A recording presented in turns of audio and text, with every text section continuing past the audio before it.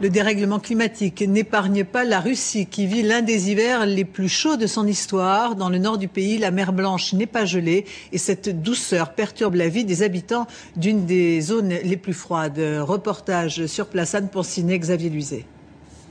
Sortie du port d'Arkhangelsk, sur une mer où flottent quelques rares plaques de glace. Le pilote quitte le tanker après avoir fait la manœuvre. Une mer comme ça en janvier, il n'avait jamais vu ça. D'habitude, à cette époque-ci, on a de la glace d'au moins 1 mètre d'épaisseur.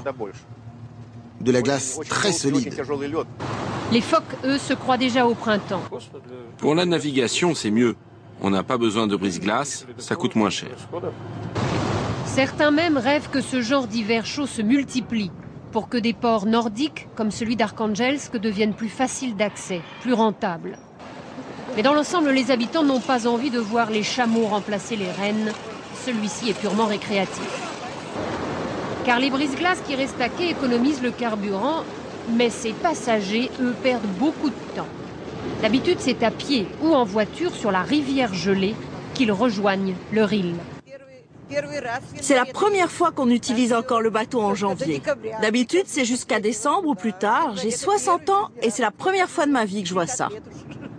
Le climat est rude ici, mais c'est ainsi qu'on l'aime.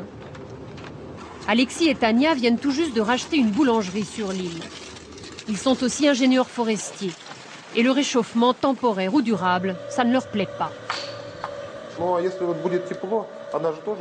S'il faisait plus chaud, nos forêts pousseraient plus vite et feraient du bois de moins bonne qualité. Non, vraiment, je ne vois aucun avantage à un quelconque réchauffement.